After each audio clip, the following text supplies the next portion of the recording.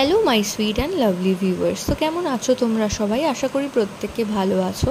তো আজকে আমরা কথা বলবো মর্নিং সিকনেস নিয়ে, অর্থাৎ সকালের দিকে যে বমি বমি ভাব প্রত্যেকটা মা ফিল করে সেই বিষয় নিয়ে কথা বলবো। তো মর্নিং সিকনেস বেশি হলে কোন সন্তান হয় এবং মর্নিং সিকনেস একদমই অল্প বা হয় না বললে চলে তাদের কোন বাচ্চা হয়, তো সেই বিষয়ে আজকে আলোচনা। তো তোমরা যদি এই চ্যানেলে নতুন হয়ে থাকো অবশ্যই চ্যানেল সাবস্ক্রাইব করে চ্যানেলের পাশে থেকো এবং পাশে থাকা বেল আইকন প্রেস করে রেখো, এতে করে ভিডিও আপলোডিংয়ের সাথে সাথে কিন্তু তোমরা নোটিফিকেশান পেতে থাকবে। তো আমরা প্রত্যেকটা যারা মা হয়েছি তারা কিন্তু প্রত্যেকেই জানি যে এই সময় অর্থাৎ এই প্রেগনেন্ট বা প্রেগনেন্সির অবস্থায় কিন্তু প্রত্যেকটা মায়ের শরীরে নানান ধরনের হরমোনাল চেঞ্জেস কিন্তু দেখা যায়। তো যার কারণে মর্নিং সিকনেস নামক এই যে কথাটা সেটা কিন্তু প্রত্যেকটা মায়েরই কম বেশি অনুভব হয়। কেউ কেউ একদমই বমি বমি ভাব অনুভব করেন না এবং কারো কারো আবার 2-2.5 মাস থেকে শুরু করে টানা গোটা প্রেগনেন্সি জুড়ে কিন্তু বমি বমি ভাব বা বমি কন্টিনিউ হতে থাকে।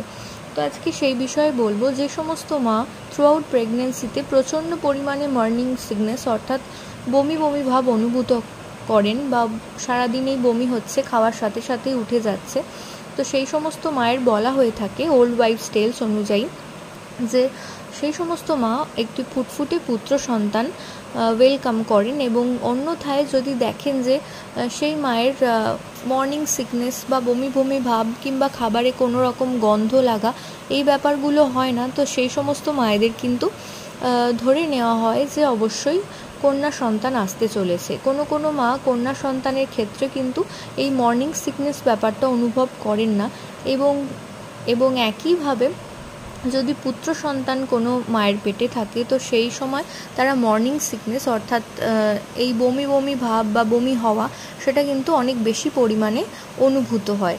তো এটা একদমই ওল্ড ওয়াইফ টেলস অনুযায়ী আমি আপনাদের বললাম, এর সাথে কিন্তু বৈজ্ঞানিক কোনো প্রমাণ নেই। এছাড়াও এই সমস্ত কথা কিন্তু পুরনো মা কাকিমাদের মুখে আপনারা কম বেশি শুনে থাকবেন। তো আশা করছি ভিডিওটা একটু হলেও আপনাদের কাজে আসবে। এই ধরনের আরও ভিডিও পেতে চ্যানেল সাবস্ক্রাইব করে চ্যানেলের পাশে থাকার অনুরোধ রইল এবং পাশে থাকা বেল আইকন প্রেস করে রাখবেন, এতে করে ভিডিও আপলোডিংয়ের সাথে সাথে কিন্তু নোটিফিকেশান আপনারা পেতে থাকবেন। প্রত্যেকে ভালো থাকুন, সুস্থ থাকুন এই কামনা করে ভিডিও এখানেই শেষ করছি। নমস্কার।